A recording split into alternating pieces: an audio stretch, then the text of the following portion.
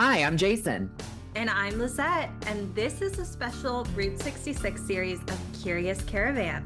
where we follow the trail of the Mother Road and dig up stories you won't find on souvenir postcards.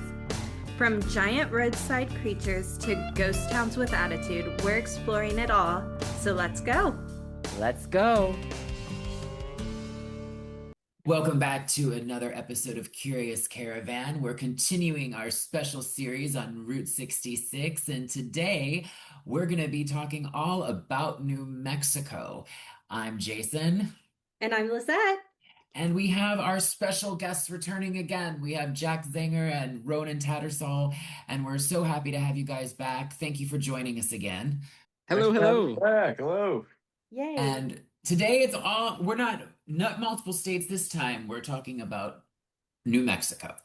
And I know New Mexico had some along the route. So, I figure we can jump right in. Everyone loves a good dinosaur attraction. I have found that just in retro Americana and just not even just Route 66, it seems like there's always some sort of either dinosaur park, dinosaur museum. I guess it really feeds into the nostalgia of places. But I know that you stopped in Tucumcari to the Mesalands Dinosaur Museum. And so what stood out there? I mean, it seems like Dr. Axel, who was there, he seems like a really fun, quirky guy who absolutely loves dinosaurs and bones. I thought it was a charming little spot. I mean, they were welcoming and they were so knowledgeable about the history of Tucumcari and everything that had gone on there. And you'd never expect to turn the corner and there's a dinosaur museum here in New Mexico. But they welcomed us in, and high credit to them because everything in there was immaculate. It was very well kept. It was a smaller museum, but they had so much pride and they took care of everything really well. And any question you could ever have, they had the answer for. I mean, they had bones in the back where the doctor was examining things and going through and looking at, but being a smaller museum, and I know he mentions in the episode, he works with the people a little bit too, and he's happy to do so. Yeah, it's like Ronan said, it's a smaller museum. I'd say you could probably do it in less than an hour, half hour easily. And it's definitely worth the stop. It's, very high quality. They've got these bronze castings of these fossils, thousands of minerals and things that you would never see anywhere else. And some of them glow in the dark and Wow. just really cool. And, Lonnie, the museum director, and Axel, they both were very proud of the work that they do and excited to share that a lot of the things that they find are from the area around Tucumcari and in the Southwest. And that in itself is cool to say, hey, I'm driving through here. I'm going to stop in and I'm going to get to see all these artifacts that, are buried around me as I'm driving through. So definitely worth the stop. New Mexico As was unique because as you're coming out of Texas, Texas is very flat up in that northern part, and you have these solar wind farms and like cow farms, and then suddenly the land just seems to drop off and it goes down and it turns into this very up and down vertical canyon-esque landscape, and you can feel the history and the weight of all those years in the desert. So it was very natural to come into Tucumcari and have this museum there. It felt like the right thing to start off in New Mexico.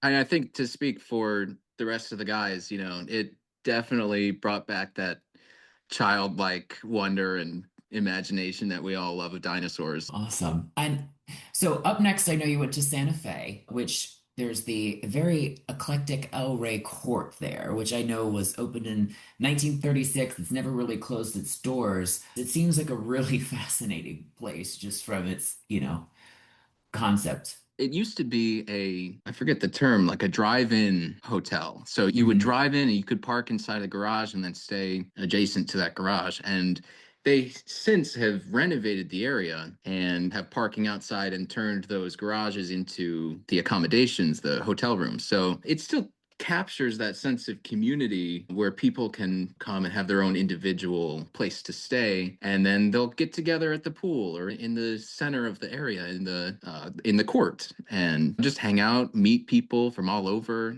Where are you coming from? We're on day 5. We're on day 50. I mean, Oh yeah. Ronan will tell you more. I'm sure he know, he was the vision. So, but it was classy and rustic and all these mid-century modern fixtures, and it just had such charm and a certain je ne sais quoi, I would say. Oh, je ne sais quoi. And it did. It really did. So charming, and it had just personality. And that's exactly what you want to imagine you're going to pull up to, this little boutique hotel, the bar inside Lorena. Oh, the I mean, bar, all yeah. these fresh little, fresh lemons, limes, little things you can drop in. Skylight with this gorgeous soft light coming through the top. It was like a half sunny, half storm as we were coming in, and the clouds kind of parted and the sun came through. And I was just like, wow, you could take your partner here, your family here, for everybody, and it had such class. And the video shows this, but the route to Santa Fe was bypassed later, and they call it kind of the Santa Fe Loop. So I would just say if you're traveling Route 66, make sure you do the Santa Fe Loop and you cover all of it because you don't want to miss Santa Fe. And El Rey Court is definitely a highlight there. Yeah, You've that heard was it a here. gorgeous road coming in, wasn't it, Jack? Oh, I think we saw absolutely. wild horses in the plains. It was very kind of mountainous as you're climbing up in altitude. Bobby wouldn't let us stop and pet the horses, but we did try. We asked. And it does seem like a time capsule in many ways, just from the architecture, as you were saying. And it seems like it's definitely the blast from the past to stay there. It's like almost Totally. staying in a piece of history itself. But yeah, it definitely sounds like a must if you're needing to stay overnight. It's an experience Oh, in yeah. itself. If you're going to Santa Fe, you have to stay at the El Rey Hotel. So moving along the route, I know that we went to Albuquerque, and Albuquerque had a lot of different things going on there. I know it's interesting because there's like two very like distinct ways that are like neighborhoods within Albuquerque. You've got Nob Hill and then you've got Old Town Albuquerque. And I know in Nob Hill it had a very unique flavor. I know that you guys visited the Hotel Zaz, Matuki's pronounced that correctly.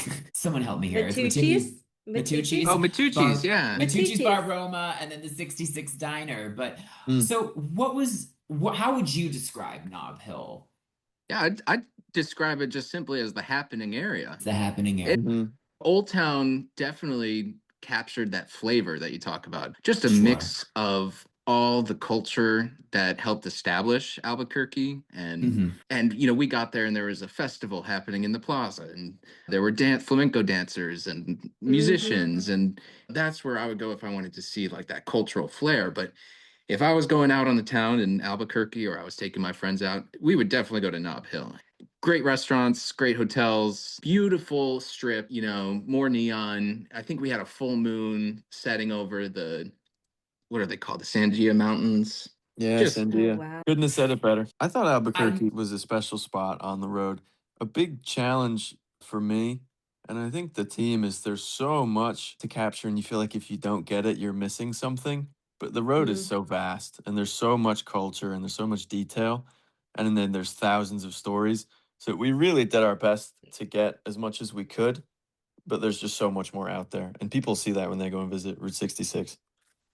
Now you happened to be there during the balloon festival, so you got to capture the balloon Oh yeah, festival with all I'd the Yeah. say hundreds of that was probably my favorite best event. day of the trip. best day Wow. of the trip. And it literally is, I mean, hundreds of balloons going up in the sky. But what makes that festival like a must when it's taking place? It's just so surreal, and any human, I don't care where you're from or what you do for a living, any human, as that sun is rising over the Sandia Mountains and you see hundreds of different pretty balloons in the air, you're gonna stop, your heart's gonna beat, you're gonna see what's around you and go, wow, I'm here right now and this is beautiful. The excitement too. I mean, we had to get up at 3 or 4 in the morning just to get there, and then you see the first balloons glow up in the sky before it's even light out. It's just breathtaking. Got to wave Bobby off.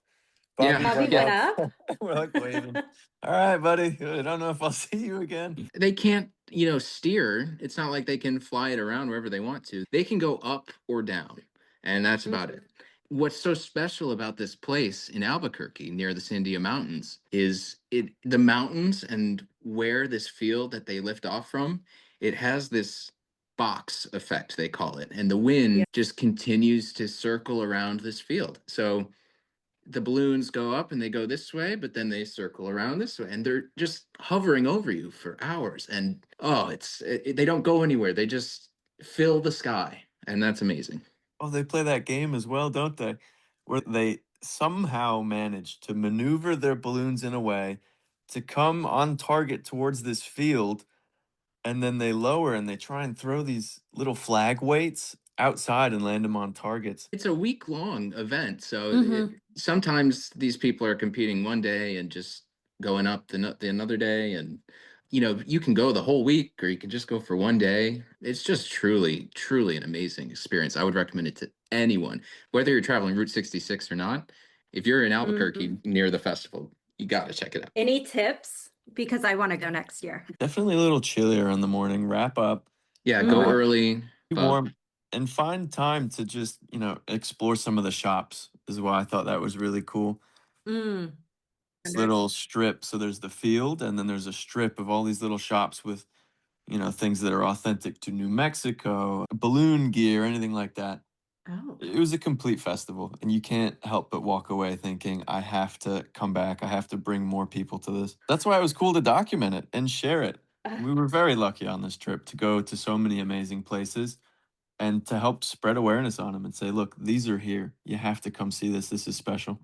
and I don't think I had ever seen hot air balloons in the sky before in person, but the number of different balloons that they have is Oh, yeah. remarkable.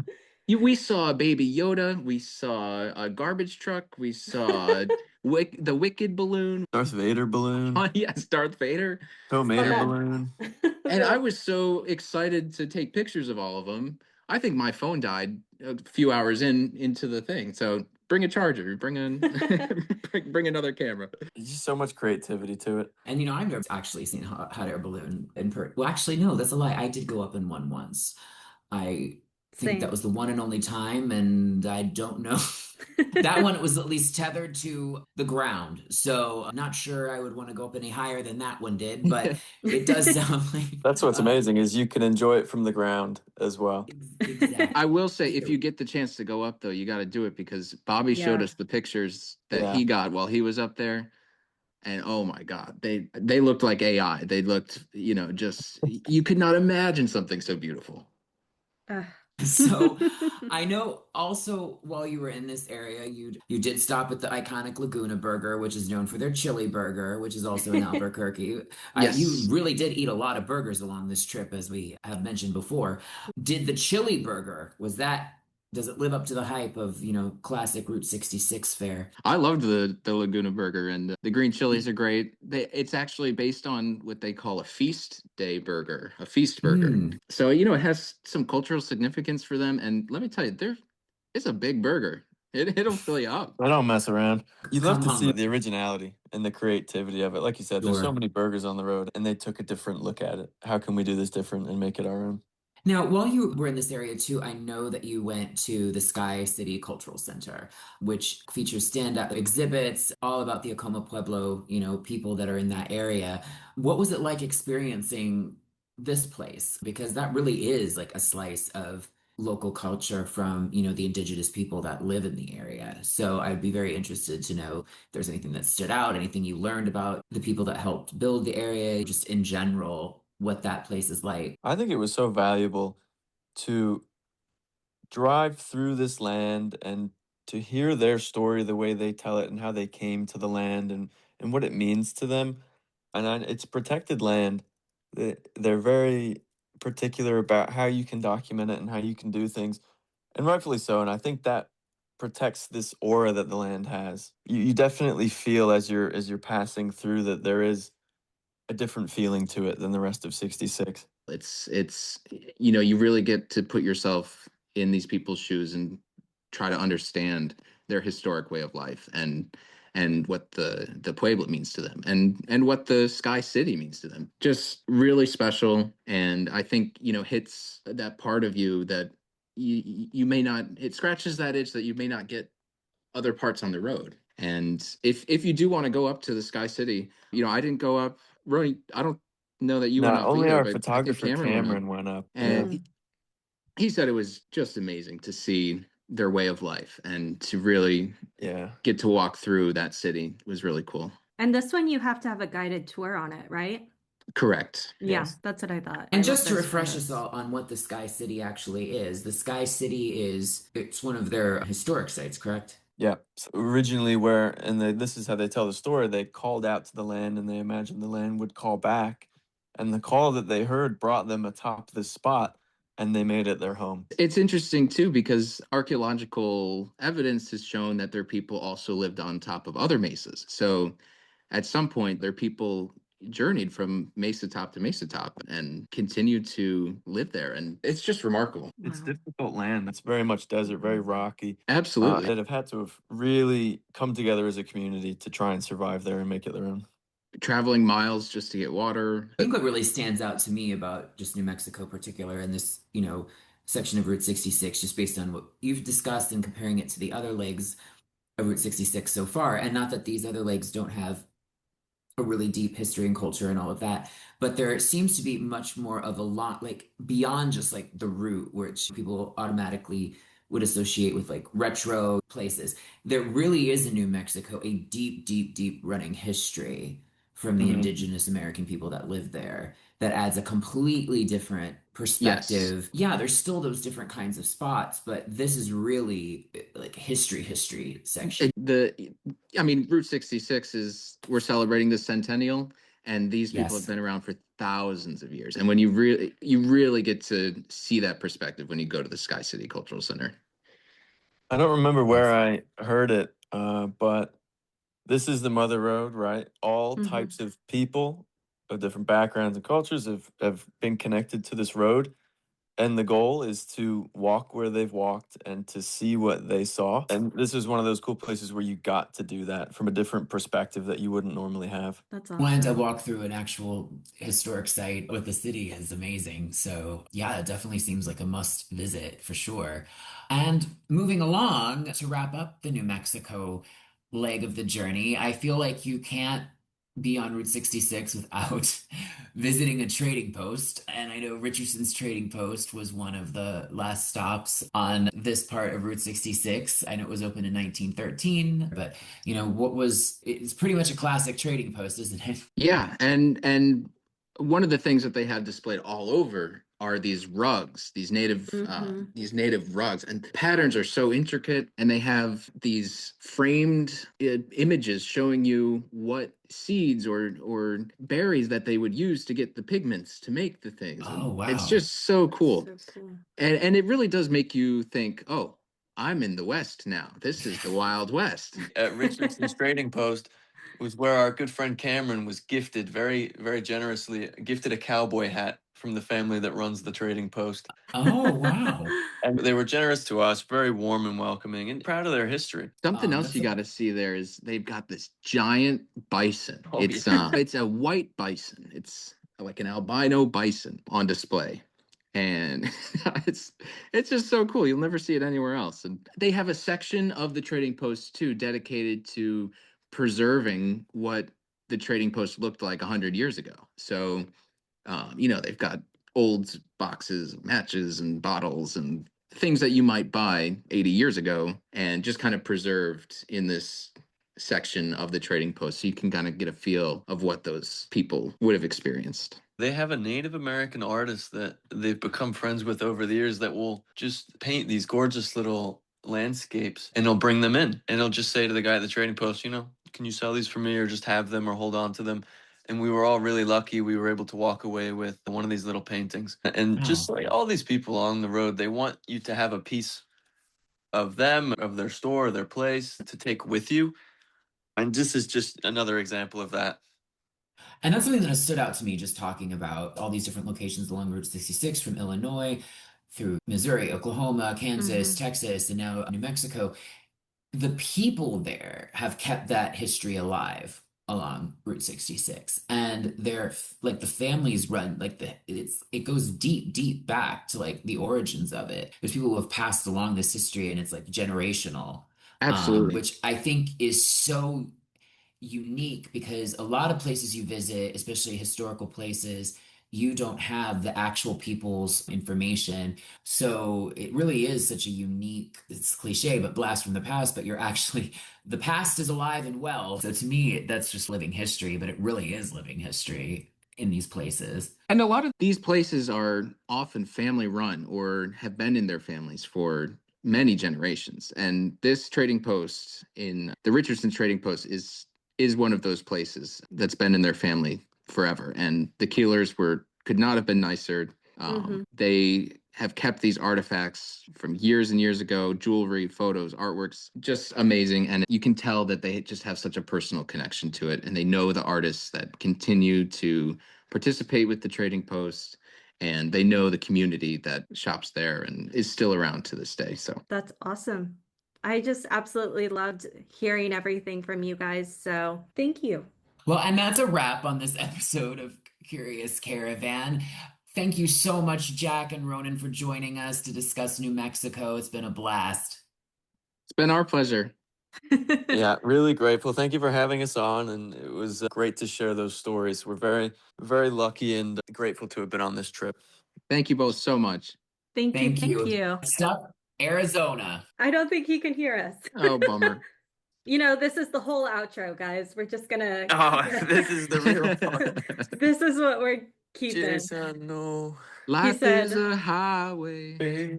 I won't ride all night long. Oh, we played that song. I don't know if Bobby told you guys. At the end of every day, we played that song. And it was our anthem. It kept us going. Ups and downs. It got us through. Thanks for joining us on this adventure. We hope you enjoyed the journey as much as we did. Don't forget to subscribe, rate, and review Curious Caravan on your favorite podcast platform. It helps more curious minds like you find us. And if you're hungry for more, follow us on social for extra content and behind-the-scenes sneak peeks. Until next time, keep exploring, keep being curious, and we'll catch you on the next episode of Curious Caravan.